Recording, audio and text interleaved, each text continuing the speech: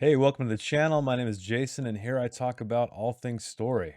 And today, the story I'm talking about is The Way of Kings by Brandon Sanderson. So I know the title is a bit of a clickbait title, but it is true. I am going to take the first 5 pages, the first 1,000 words or so of Brandon Sanderson's novel, The Way of Kings, and edit it. Yes, you heard me correctly. Edit it.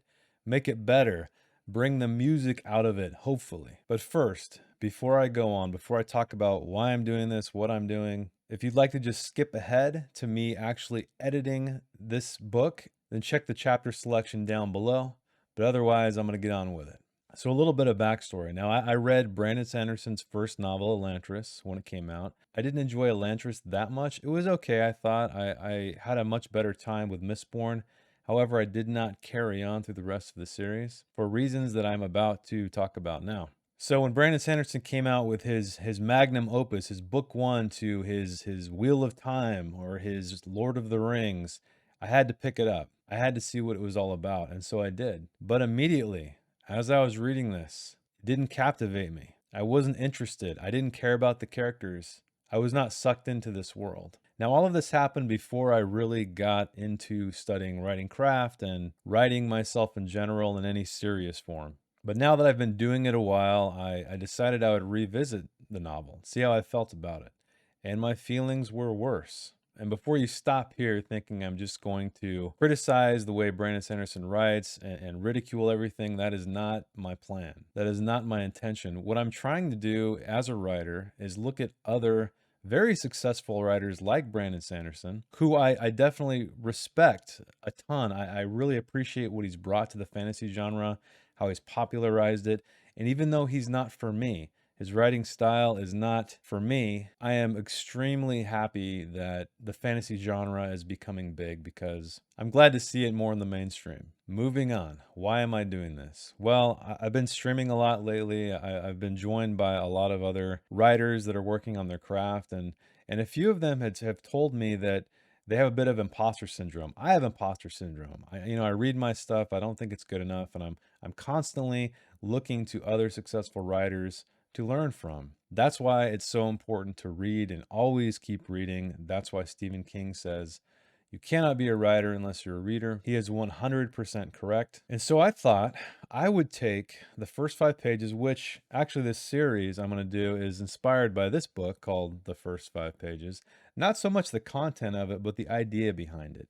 The idea being that you must capture the reader immediately. The very first line should be great and hook them in and make them just turn page after page after page and never stop until they get to the end. And so that's what I'm going to try to do here. I'm going to try to take the very first 5 pages of The Way of Kings, rewrite them, hopefully retaining most of the voice of the author because I don't want to strip that away at all, but bring a little bit more color to it, bring a little bit more tempo, a little bit more music, as I like to say, or what I really like to call this is the cinematography of writing. And I bring that up a lot when I do book reviews, and I've never really gone into why I say that or why I call it that, but I imagine it as the camera in the movie. So the way shots are composed in movies, the way they stage the characters, the color, the lighting, the mood, it all creates an atmosphere. It all affects you emotionally. And so I feel like when movies or TV shows don't have good cinematography, that's not to say that you must have great cinematography. I'm not saying that at all. What I'm saying is it is another tool in your arsenal to bring the viewer in, to captivate them. And writing is no different. We want to captivate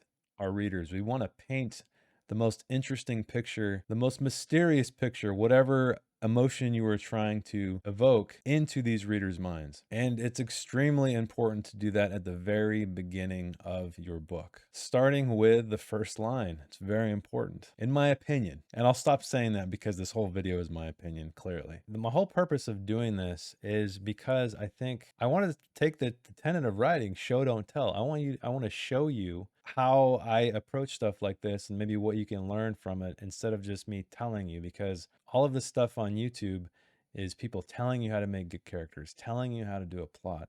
Whereas I think if you can see these things side by side, it's going to help you understand a little bit better. And hopefully I did mention enough of the craft stuff in the actual fixing it part. If not, if you'd like me to expand on some things, I mean, the video is already over an hour, so I don't know how much more expanding you want me to do. But if you do, I welcome critiques, I welcome feedback. Now, this video is geared more towards writers, but I think readers can get something out of it too, because, you know, unless you're a film critic or you study film or studying writing, in this case, writing craft, you may not know why you didn't like something. You may read a book and not understand why it didn't quite grab you, just like you might go see a movie and not understand why it didn't quite grab you. And so hopefully I'm going to try to explain that, at least in my own terms, in my own ways. And I would like to reiterate the fact that there is no right way to do this. This is just my method. This is what I came up with. There may be editing mistakes. There may be grammatical issues. There may be all of those things, because none of this has gone through an editor. This is all through me and my interpretation of what could make the first 5 pages of Brandon Sanderson's The Way of Kings a better book. So if you out there have a book you'd like me to do this with, because I'm really excited about this series, and I don't really have another book in mind at the moment. So if there is a book that you just couldn't get into that you'd like to see my take on it, please drop in the comments below. I would love some suggestions. All right, I think I've said everything. I think I got it all.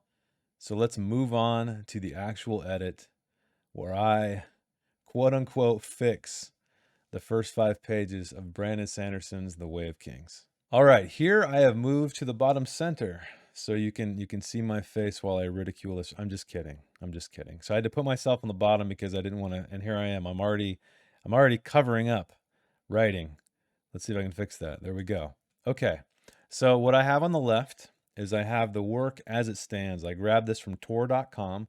This is the entire prologue, which I believe clocks in at about 1,200 words. Well, we could actually see how many words it is. 1296, and the final edit on my side, which, you know, I'm not trying to cut words here, I'm just trying to make things interesting, is 1190. So it's a little bit, you know, it's fewer words. But anyway, all of the highlights you see here are comments that I made while I was reading it and what I rewrote. So I think the way the format's going to work is I'm going to read the comments and then also give a little bit of information, I guess, about why I did it, maybe what part of writing craft it corresponds with. So first of all, let's start with first lines, the very first lines. So the first line as it reads, and this may be a long video, by the way. It's probably going to be a long video. Calic rounded a rocky stone ridge and stumbled to a stop before the body of a dying thunderclast. So my philosophy on first lines is that they should ask questions. So I think the question that this one asks is, what is a thunderclast? That's it. It doesn't really, that's the only piece of mystery it evokes. I don't feel like this is a very strong line, which is ironic because I believe the first line of the actual book, chapter 1, is a great first line. So anyway, what did I change it to? One other thing I want to mention is that he mentions, or he repeats, centuries. This guy's lived for centuries. After so many centuries, like 3 or 4 times. And so I felt like that was another great question. So this Calic guy, he's clearly lived for a very long time. So this first line does an interesting, it's an interesting example of like, you know, you're just cutting into something. What's a thunderclast? Who's Calic? But outside of that, it's kind of plain. So what I changed it to is, even after all these centuries, the sight of a thunderclast was the touch of cold steel to Calic's flesh. But to his fortune, this one was dying. So that leads into the next part. So where I grabbed this from is, it was kind of weak. It was a very weak line. Even after these centuries, all these centuries, seeing a thunderclast up close made Calic shiver. I feel like, I mean, that's a purposely, that's a serviceable line. Okay, it works, but is it interesting? No. So what I did is I took this line because I thought, really, if we're talking about this guy living for centuries, let's have it at the beginning. That's interesting, right? Let's ask a question. Whoa, this guy, is he immortal? What's going on? So that's what I did. I brought it to the top. And then also, we note that it's dying. So I think that, again, not that interesting. We know it's dying. let's not quite give it away yet. I did in the second line, but not all in the first line. So yes, this paints a picture. We see this man Calic rounding a rocky stone ridge. I don't even bring that up here because it doesn't matter. Who cares? Who cares where he is? It doesn't matter. We establish that later. The first thing this line does is it's like, well, even after all these centuries, the sight of a thunderclash was the touch of cold steel. So again, I feel like it's fantasy. Let's use fantastical stuff here. Now, that line may not work or probably wouldn't work in a regular literary fiction novel. It may, but if we're talking about swords and armor and fantasy, let's bring a little bit out there. You know, shivering. I mean, I think more of being cold than when I shiver. So I took that idea of coldness and hopefully gave it a little bit more color. But anyway, moving on. The enormous stone beast lay on its side, rib-like protrusions, blah, blah, blah. So we're describing this creature. The monstrosity. That's a terrible word. The monstrosity. I don't know. I killed it.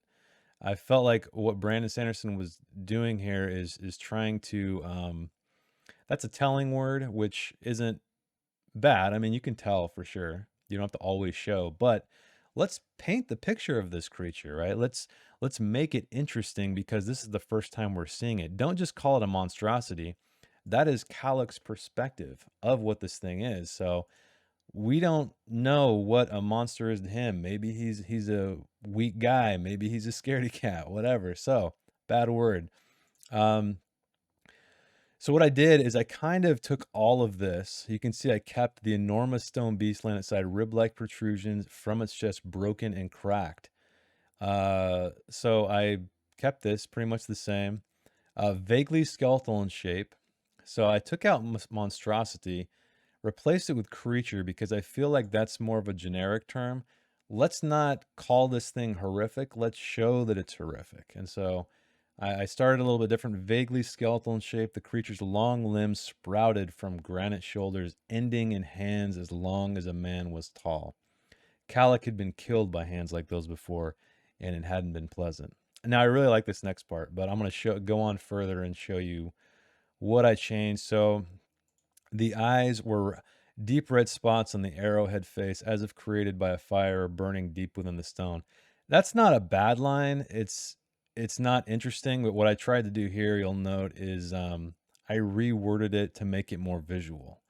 And so let's get to that visual nature. And so what I tried to do is completely encapsulate all this stuff into one thing because so we already know we moved this to the first line, or the essence of it anyway.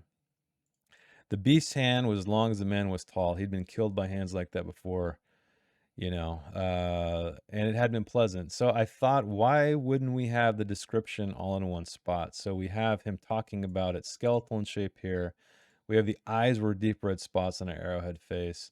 Then they faded, but then he just keeps going on to describe the creature in another paragraph. First, he talks about his emotion, meaning, you know, seeing this thing makes him shiver.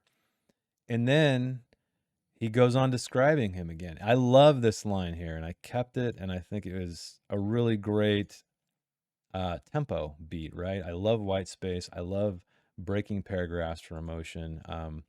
I just highlighted this because I wanted to show you where I put it out. So I added it to the end of the description, create a beat before a creature finally dies. So that was the idea, is that I'm describing this thing. I'm showing how powerful it is. I'm showing how creepy it may be. Whether or not I succeeded, that's up to you. But I really liked, because we're talking about these hands that killed Calic. So because what I wanted to do is hook that into this line, which is a really great line. Because when I read this, I'm like, wait, and then it's like a beat. The next beat, you're like, okay, I see what he did there. So you have Calic had been killed by hands like those before, and it hadn't been pleasant. Of course, dying really was. Great line. Didn't change it. I just kind of shifted stuff around. I kind of grouped description and then reaction, just like I did up here. I want reaction, right? So we don't really know what a thunderclast looks like. I also wanted to establish as dying because he mentioned it was dying in the first line, but not in the first line. So anyway, moving on. He rounded the creature. I changed this because we have rounded already here. Okay, you want to look for repetition in your writing. I'm very guilty of it. I think we all are. We have a certain way we like to speak and write, and I'll be the first one to tell you I don't have a great vocabulary. I should probably work on improving it. Although I hear that you shouldn't, just work with what you have. But anyway, so I killed this. We don't need a rounded and rounded. It's repetitive. It's like a jarring. Anytime you see too much repetition, it's jarring. Clunky sentence. So what did I change it to? Well, what I did is I actually took this part about these things fading, his eyes fading on the second one. So basically, I established this creature, what it looks like. There's a little anecdotal aside from Calic, of course, dying rarely was. Then finally, the creature dies. And what I did with that is talked about these eyes. So he kind of listed, it was like a laundry list, right? The eyes were deep red spots in the arrowed face as if created by a fire burning deep within the stone. Once again, not a bad line. I just feel like it could be better. So I said the thunderclasped eyes, red embers in an arrowhead skull faded. So that essentially, this is kind of weak, right? They faded. I appreciate it from a tempo standpoint, a cadence standpoint in writing, but I think it's not strong. So I basically created all of that in one line. And instead of Calic rounding the corner, I have Calic moved on, picking his way carefully across the battlefield, which is right here. It's essentially the same kind of thing. It's just a little bit more, it has a little bit more flow to it, and it removes this rounded the creature line. Misshapen rock and stone dominated the plain. So he has kind of clunky description. So we have the plain. The plain was a place of misshapen rock and stone. I don't think you need to say that. The plain was a place. Let's just talk about the plain. And so what I did, and again, anyway, before I move on, natural pillars rising around him, bodies littering the ground. This writing isn't bad by any means. It's just, and this one, few plants lived here. I mean, that's pretty weak. Again, hook me, paint me a picture. Few plants lived here. That's that's kind of boring. And he continues, the stone ridges and mounds bore numerous scars. Some were shattered, blasted out sections where surge binders had fought. Less frequently, once again, who cares? Less frequently, he passed cracked, oddly shaped hollows where thunder clashed. Like, why are we even saying less frequently? Like, why is this? And I've noticed this in this 5 pages. He has a lot of specificity in here that doesn't really matter. Like, does the less frequently, maybe later on in the book it matters. Maybe, I don't know. I didn't, like I said, I didn't get very far. But I combined all of this, or I tried to make it flow better. But I appreciate his most of the wording here. I just think it could be put together better. And so what I came up with, misshapen rock and stone dominated the plain. And that's this was a place, a plain, or was it? This was a plain was a place of misshapen rock and stone. It's just too wordy. So misshapen rock and stone dominated the plain. Natural pillars rising around him, bodies literally littering the ground. And for the few plants lived here, I added that with I combined more lines. So the stone ridges, blah blah, numerous scars blasted out. We're just talking about destruction here. So I put wisps of plant life struggled among ridges and mounds riddled with scars. Shattered and blasted out sections showed where surge binders had battled, and cracked, oddly shaped hollows were the mark of thunderclaps ripping themselves free to join the fray. So I think you can see it's the same thing. It just has more flow. Like I combined the battle elements of the thunderclaps and the surge binders because I don't know. It feels too jarring to me to just hack this stuff up into so many lines. I think it could have been done better, and that anyway is my attempt. This was another weird line. Many of the bodies around him were human, many were not. Strange redundancy can be reworded more effectively. So what I did, I don't know, it's just a weird, many of the bodies around him were human, many were not. It's an odd way of phrasing. The dead were human and beast alike. Now, I don't know if beast is accurate, but I'm assuming he's talking about uh monsters, I guess. Many were not. So I went out on a limb there and that's what I did. So the dead were human and beast alike. And I love this next stuff. Blood mixed, red, orange, violet. Though none of the bodies, see, I don't need this around him. Why? Where else would they be? We've established he's on the battlefield. So I don't get why you would even bother. Hopefully I wasn't even looking at the screen, so hopefully I wasn't cutting some of that off. Anyway, can't go back. So once again, I love this part. Blood mixed, red, orange. It's like a punch, punch, punch. Mix up your sentence work, right? Don't make a massive string of sentences, and this is perfect. Though none of the bodies around him stirred, an indistinct haze of sounds hung in the air. Cool line, but we don't need to know around him, right? Why is that? We already know he's walking among the battle, among the dead. He passed the thunderclast. He sees the battle. I don't think it's necessary. So what I did, okay, I'm in the right. Okay, I can see everything. Uh, though none of the bodies stirred, an indistinct haze of sounds hung in the air. So that's a counterpoint. So even though the bodies did not stir, there was still something amiss, and that was like I said, I just kind of reworded this a little bit. It's not even really that different at all. I just said around him. Like I just feel like that's unnecessary. So, and then we go moans of pain, cries of grief. Great lines, love it. Not the sound of victory. So they did not seem like the sounds of victory. Do we need to know that? If we hear moans of pain and cries of grief, do we need someone to tell us that, oh, those don't seem like cries of victory? Of course not. So what did I do? Moans of pain, cries of grief, not the sound of victory, or not the sounds of victory. Then he has smoke curled from the occasional patches of growth. Once it's not bad, it's just, I don't know. It's kind of weak. So smoke curled from heaps of burning corpses. So I just removed it. Basically, who cares about patches of growth? Let's just talk about the dead. We want to remember we're evoking like a creepy or compelling picture here. We want people to be like, "Oh my God, look at all these piles of dead and monsters and stuff." I mean, patches of growth. I don't think we need it. We've already established that. Uh, what was that? Few plants live here. So anyway. Sorry if I feel like I'm starting to make fun of this. I'm not making fun of it. I'm just trying to have a good time. Hopefully you're having a good time. Hopefully you're learning something. Okay, even some sections of rock smoldered.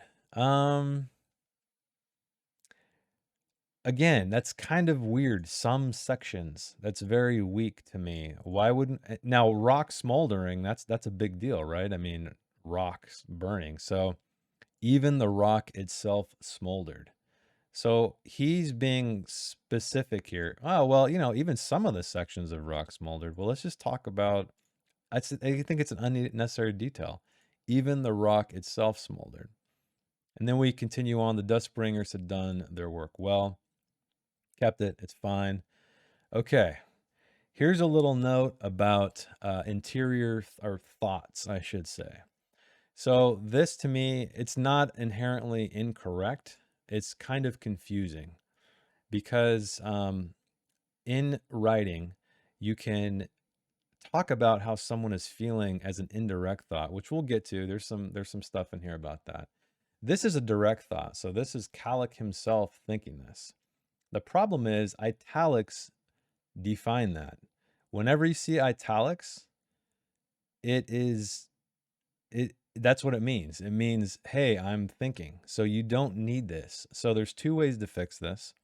You could either make this not italic and keep Calic thought. Same thing here. But what I did instead is I just made it italic because it's implied that Calic's thinking. And then I showed hand to breast. Sorry, I'm probably going to burp a lot in this. I don't know. Maybe I'll edit it out. We'll see. So hand to breast, Calic hastened to the meeting place. I actually survived. This time, I don't know. I mean, I know we're kind of establishing that this guy has lived for centuries and he's died multiple times or many, many times. But I don't think you need it. I think it's more powerful, but I survived. You know, we know it's Calic already. He's the only person in the scene. He's the only person that could be thinking in this moment. Hand to breast, Calic hastened to the meeting place. I actually survived. To me, stronger. So that's what that is. That was dangerous. When he died, he was sent back. No choice. That's a little clunky to me. That was dangerous. I don't know. I think you need to be a little bit more specific here. At least it sounded wrong to me. So I emphasized it with repetition, saying surviving was dangerous. No choice but to be sent back after death. Just if, when he died, he was sent back. No choice.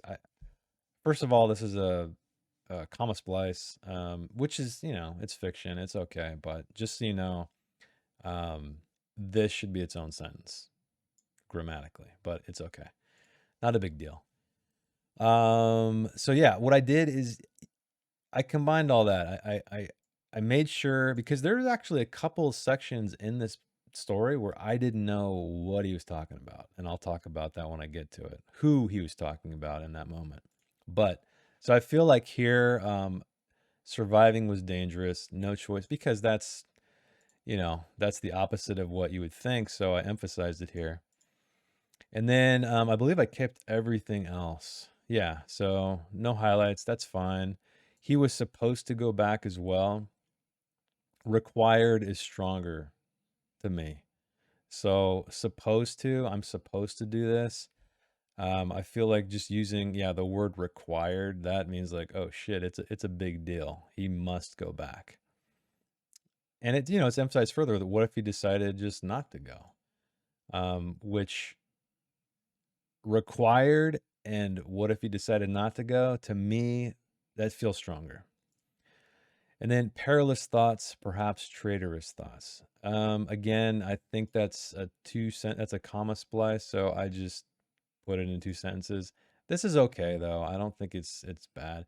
He hastened on his way. So we already had a hasten just right up here. I'm talking about repetition again. Bam, look at that. Not Now repetition's okay, I think.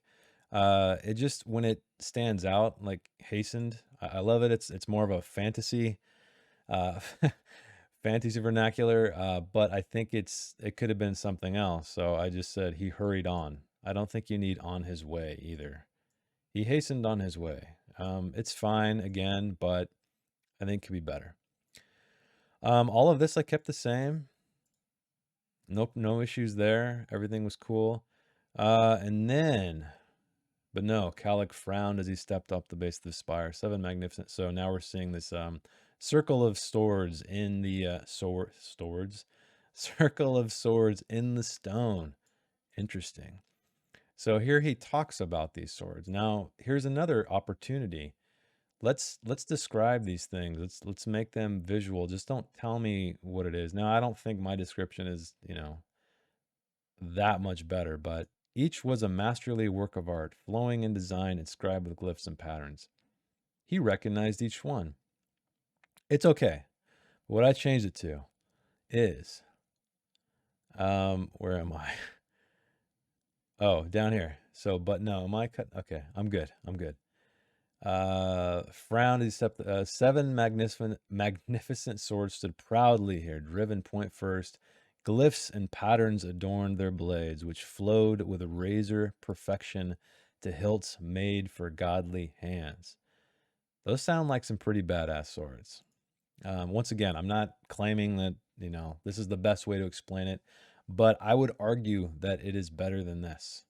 This is just telling. And remember, these swords are very important. It's the first time we're seeing these things. Let's paint a picture. Telling is not bad. It's just when you can show something, show it. If it's a pivotal, if it's an interesting thing, if it's something we haven't seen before, take a little bit of time. These blades were weapons of power beyond even shard blades. These were unique. I mean, I don't know about this line. It's just, again, there's not much flow to it. So what I changed it to is these blades were unique. I started there. I said these blades are unique. And then I went on to describe why. These blades were unique, precious. I like that beat. Weapons of power beyond even shard blades. So again, I just kind of reorganized some stuff. I killed this. What did I say there? Yeah, switch order for better flow. So it's not bad. Okay, there we go. It's not bad. It's just, it could be better. Then we have Jezreel stood outside the ring of swords looking eastward. So again, I thought that could be worded a little bit more better. This is the first time we're meeting Jezreel. How do we paint this picture of Jezreel? So just outside the ring of swords, looking eastward, mused Jezreel. So I changed it from looked to mused because it's SV's being more thoughtful. He's thinking about something as he stares out into the distance, and to me that reveals character. And then we have the dialogue. Jezreel, the figure. So I think I just reworded this. I redid this entire paragraph. Glanced at would be better, but glancing still feels a little too half-assed to me. Can be more direct. Same thing. I feel like he's just beating around the bush with this stuff. The figure in white and blue glanced toward him. I would say glanced at him, like I said. Even at, here we go. What did I tell you? Even after all these centuries, Jezreel looked young, like a man barely into his 30th year. His short black beard was neatly trimmed, though his once fine clothing was scorched and stained with blood. He folded his arms on his back as he turned to Cal. It's like he was 6'2". He had black hair. I think there's a better way to do this. And so what I did is, I got to make sure I'm not covering anything up. The figure, and once again, I'm not completely changing the language here. I'm just kind of moving stuff around for it to have a better flow. And also, I'll talk about specifically with this stuff, some other things you can do from a visual standpoint. The figure in white and blue turned to face him. Hundreds of years had done nothing to age him. So I just realized him and him. I would probably change that now that I'm reading it, but whatever. It is what it is. So I basically took, even after all these centuries, Jezreel looked young, like a man. Let's get into the cooler stuff before we just talk about this boring stuff. So I slowly painted it. Hundreds of years had done nothing to age him. A short black beard accentuated his sculpted jaw, anchoring a complexion of a man barely in his 30th year. Sorry, that was a burp. So you can see how I painted the picture that he was young before I said how old he looked. So first I said, he'd been alive for hundreds of years. Actually, I did say he was young here. A short black beard accentuated his sculpted jaw, right? That's further showing his youth, anchoring a complexion of a man barely in his. So I kept that. I felt like that was fine. If Brandon Sanderson wants him to look 30, he shall be 30. He folded his arms behind. Oh yeah, let me move on here. He folded his arms behind his back as he turned. So this here is an action, but you know what this can do? This can do double duty. What I mean by double duty, you always want to do double duty, triple duty. Make this stuff work for more than one thing. And I feel like a lot of these sentences in here are just doing one thing, right? So what did I do? I pictured this in my head of this man holding his hands behind his back.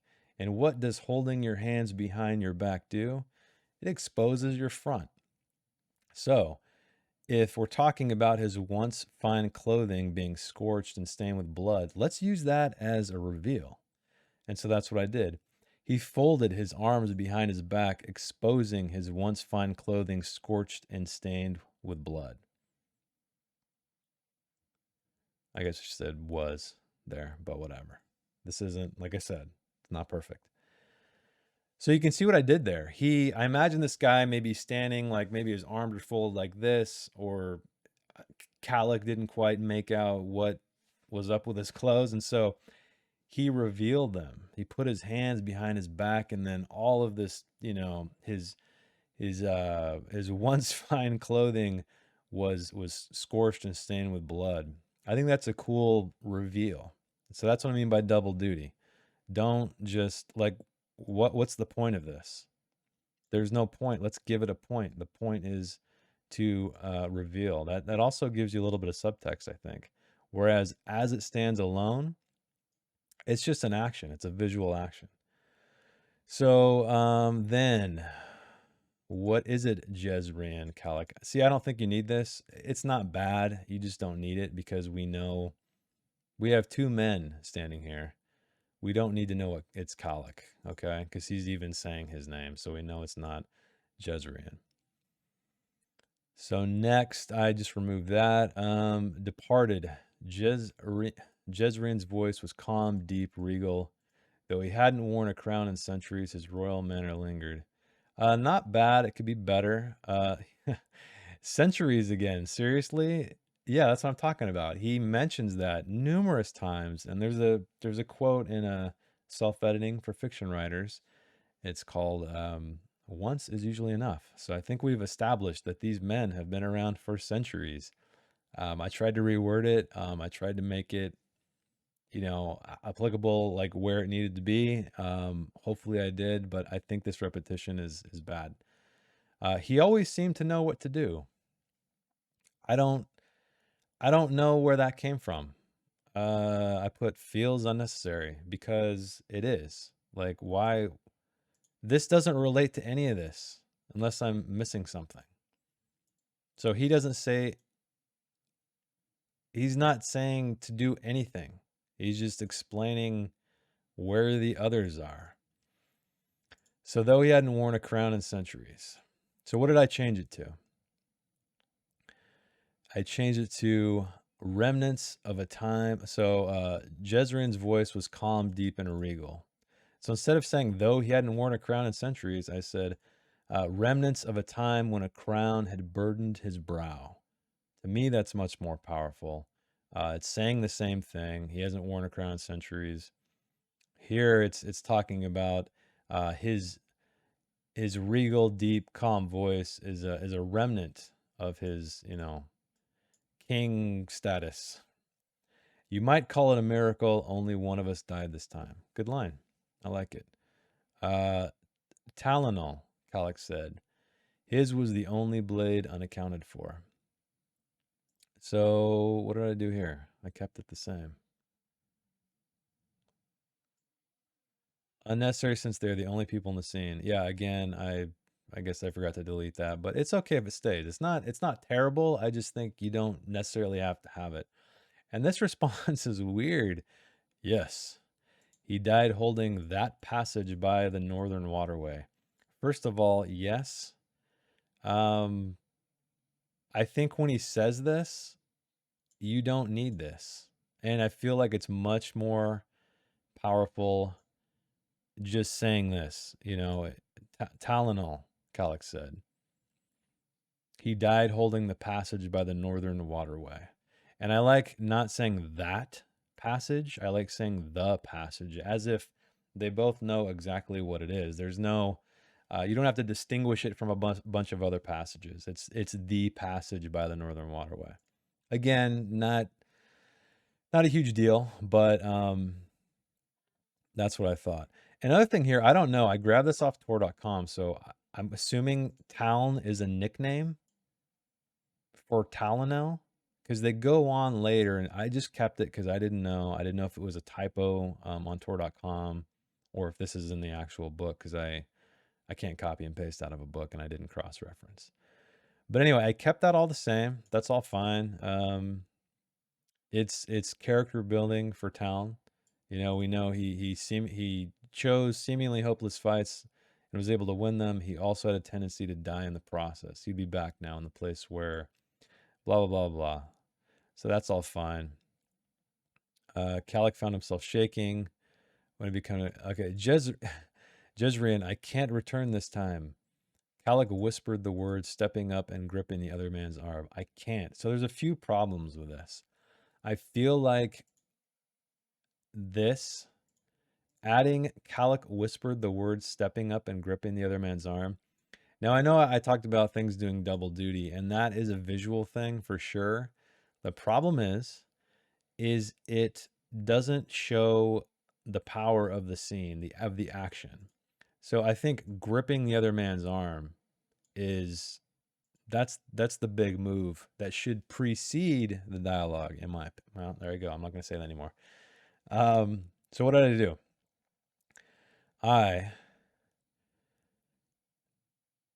Wait, where am I? Calic. Oh yeah, here we go. So same thing all up until here. He gripped Jezreel's arm. I can't return this time. The words were a whisper. I can't. So it does the same thing, right? It's just breaking up. Instead of whispered these words, stepping up and gripping the other man's arm. Again, too much. You don't need it. We don't need the stepping up and blah, blah, blah, blah. If you grip a man's arm, you know that he stepped up. So unnecessary. And italics. So this was used for emphasis. I have mixed feelings on it. I don't think it's bad, but I always tend to, let's see what note I wrote. Ditch italics. Yes, I do this sometimes, then almost always go back and change it. The reader will hear the emphasis if you write it successfully. So, meaning, we know that Calic is gripping this man's arm. It's intense. It's an intense exchange. He can't. He repeats, I can't. That is the emphasis. Jezrien, I can't return this time. I can't. It's emphasized because it's repeated. You don't need the italics. Try to stay away from italics. I've done it. It's probably in my books. But the more I look at it, I've heard that it's kind of a a no-no. It's frowned upon, and now I'm starting to see why. It's because you don't need it if you write everything else successfully. The reader is going to hear that. And then here we go. Dude, seriously? Centuries. Brandon, my man. What are you doing with all these centuries? We get it. These guys have lived a long time. How long have they been? Centuries, perhaps millennia of torture. It was so hard to keep track. Those fires, those hooks. This is good. I really like this stuff. But you moved further down. So how long it had been. I got rid of all the millennia, centuries. We've talked about time enough. Torture he could endure no longer. So that's all you need to know. It's the pain of it. And then we go along with furthering these really great lines. I love this. I love all of this. Again, kill the italics, man. But and it's what did I say? Kill exclamation points. You should use them sparingly. This feels a little melodramatic to me with it here, but anyway, let's read the line because I believe it's a great line. Those fires, those hooks digging into his flesh anew each day, searing the skin off his arm, then burning the fat, then driving to the bone. He could smell it. Almighty, he could smell it. Just kill the italics. You don't need it. Like I already kind of went off on that. And so I killed it. Everything else is fine, whatever. Leave your sword. What? This is all good. Calic felt a sharp stab of horror. What will that do? So what's he responding to? I was chosen to wait for you. We weren't certain if you had survived. A decision has been made. It's time for the oath pact to end. So this isn't terrible, right? I try to not say felt if I can. Sometimes it's really difficult not to. So this isn't bad. What I did though is I just changed it a little bit. I made it shorter. Horror stabbed Calic. I think that's saying the exact same thing in a more powerful, it's just a more succinct manner. What will that do? That does not sound like some dude who's battled for centuries in a fantasy world, at least in my opinion. That's very uh, colloquial. I don't know. It's just very boring. So, what will that accomplish? To me, that sounds more like an answer to this. It's a time for this big thing called the Oath Pact. I mean, it's big. It's got a capital O. So what will that accomplish? It's almost like he's firing back in a more serious. What will that do? It's just kind of weak. So this is all good. I didn't see any problems there. Calic looked into the immortal king's eyes. So this confused me.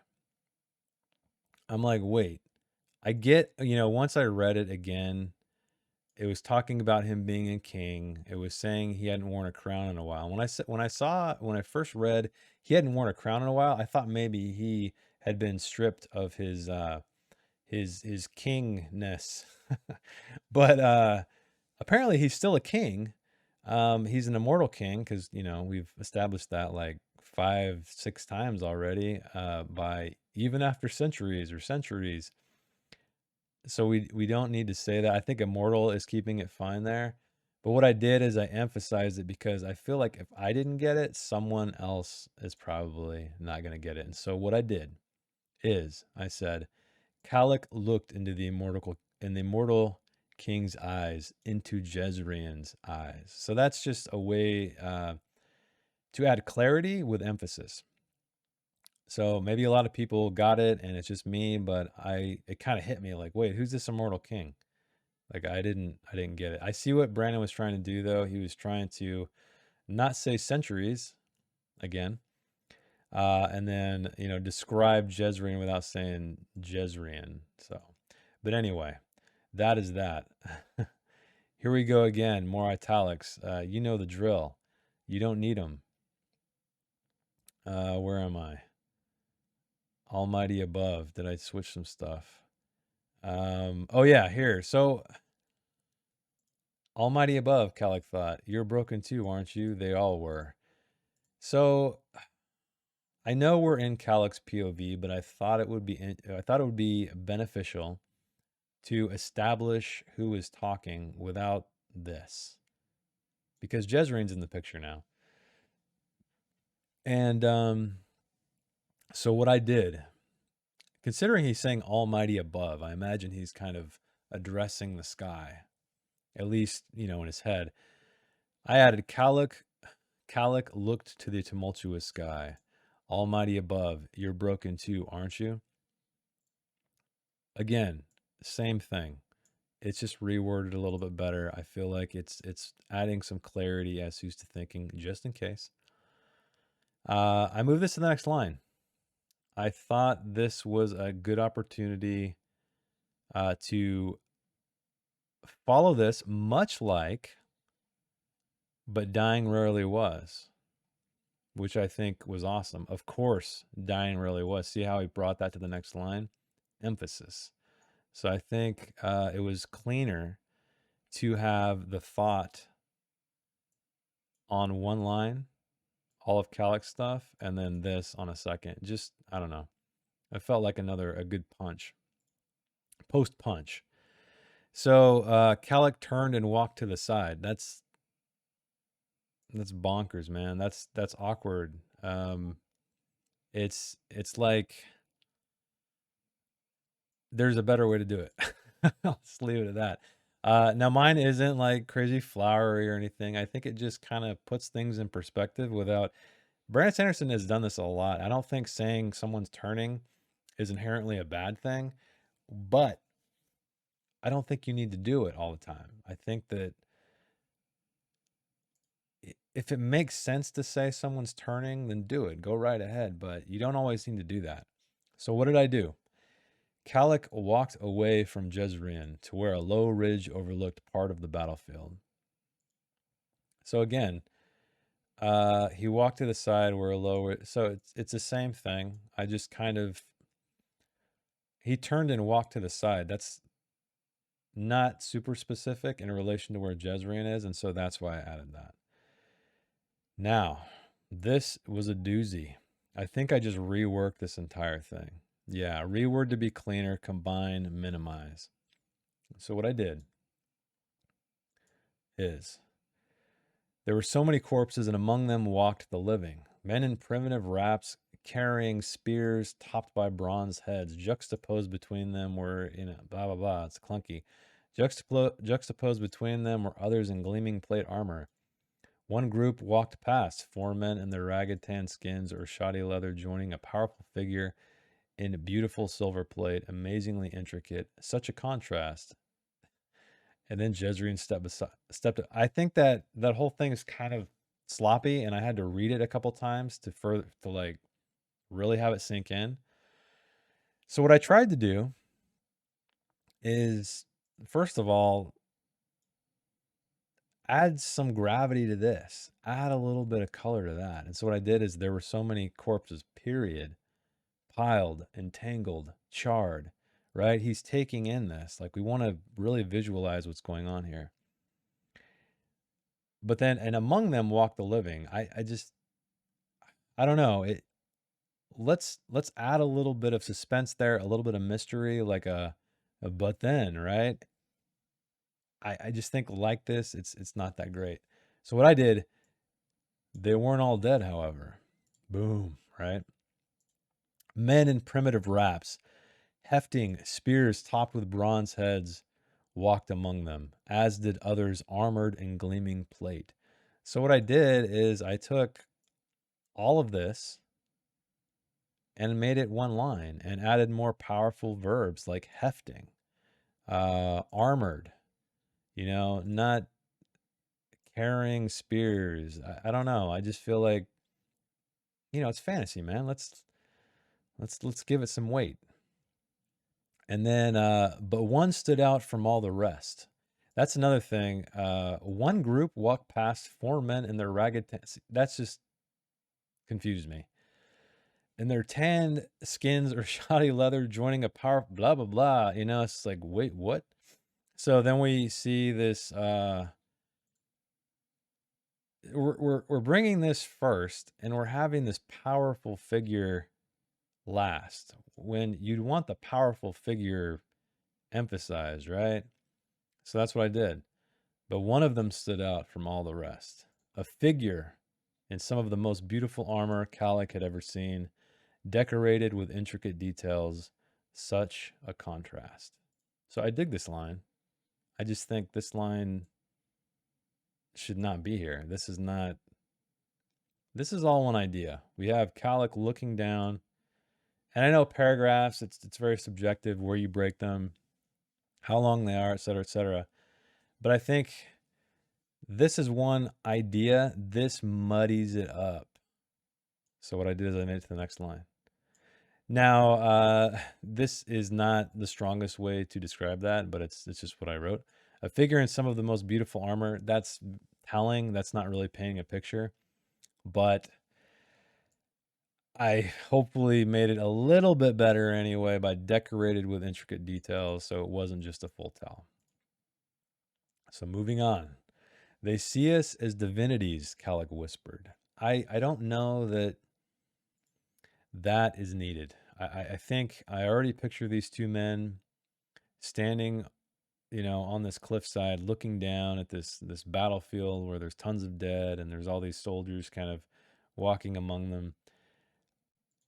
It's weird that Kalak would whisper that. I feel like it's implied, the tone of the scene, that the voices are low. So I just said sad. Minor nitpick. It just seemed a little too forced for me. So moving on to perhaps the King of Heralds offered no further explanation. I don't know. That just felt awkward to me. Because where am I? Yeah, I feel like this is too much. Like, what? Why offer no further explanation? I mean, I think it's implied by his one-word answer. I don't know that we need to tell that. Again, this is not, I know I say again a lot, don't I? This isn't terrible. What I changed it to is perhaps the King of Herald said simply. Just emphasizing his, like, he's done. That's all he said. And town, I hope that's right. It's what I got. Where else are we? Okay, let's move this up here. Okay, nothing's cut off. Good. And town, Calic asked, the flesh burning, the fires, the endless pain. So, again, he's kind of mixing stuff up. So he's already talked about Calic thinking when he uses italics, but then here he doesn't do it. So it's a weird inconsistency. I think if anything, choose one, right? If you are going to have italics and say so-and-so thought, be consistent. I disagree with that. I think you don't need it, and I think it's just sloppy. But so the flesh burning, the fires, cool stuff, man. The pain over and over and over. This isn't bad. I just changed it to the endless pain. I felt like that was this is definitely more like thoughts rolling in your head. So this is totally fine as well. This sounded better to me. The flesh burning, the fires, the endless pain. So then moving on, better than one man should suffer than 10. Good line. More whispering. More whispering. I don't think we need it. Let's just say he said it. He seems so cold. This line to me felt very, very, very forced. I could see what he's trying to convey here, but it seemed like it was too clunky for its own good and completely unnecessary. All we're doing is saying how, and what actually, before I go on, I think like I appreciate this from like a fantasy standpoint. He seems so cold, like a shadow caused by heat and light falling on someone honorable and true, casting this black imitation behind. That's a little purple. I don't know. I think that it's just too much. And so I just simplified it. I took out the whisper, first of all. His words were cold as shadow. It just means he's a cold bastard. Rather than all this, I don't think you need it. Here we go. Jezreel walked back to the ring of swords. Walked back. Walked is fine, but the rule is if you can find a better verb, use it. Jezreel returned to the ring of swords. Super minor. I just think it flows. There's a lot of walking in this scene, and just I think mixing it up is better. So then, his own blade formed in his hands, appearing from mist, wet with condensation. It has been decided, Calic. We will go our ways, and we will not seek out one another. Not bad, but I thought that we will part ways. To me, that sounds like, or go our own separate ways. I don't know. We will go our ways. Again, this may be a typo. I grabbed this off Tor.com. So maybe it was something that they, I don't know, didn't proof. But I changed it to, we will part ways, never to seek one another again. That's it. Just simple. Same stuff moving forward. Jezreel hesitated, looking at the sword, then bowed his head and turned away as if ashamed. I kind of kept that. I just made it one thing. I didn't feel that having this as a separate statement, as if ashamed, it felt better to me, like flowing into the previous sentence. And then we move on. We chose this burden willingly. Well, we can choose to drop it if we kill the well, man. We don't need it. It's way stronger. We can choose because it's powerful because you're repeating something. We chose, we can choose. Kill the well. Don't need it at all. Hopefully that makes sense. Like I said, it's a nice. He broke the repetition, the power of the repetition by adding well here. That's what I'm trying to get across. Let's see what note I wrote. Don't need clunky. Yeah. But yeah, I think really that's what I'm trying to say is that we chose this burden willingly. We can choose to drop it if we wish. Even you could just say, like, we can choose to drop it. That might even be better. But I kept it. I think it would be stronger if we can choose to drop it if we wish. I mean, you're choosing. So, man, I'm getting forward. How long is this video so far? An hour. Oh my God. Woo. It's going to be a long one, guys. Thanks for hanging out. And then next, we have, what do we tell the people, Jezreel and Calicask? What will they say of this day? This sounded weird because it's a rhyme, right? Say of this day. So I just changed it to, what will they tell of this day? Speak of this day. Something like that. I think say of this day, only because it rhymes. Not that interesting. And then we have these two men parting ways.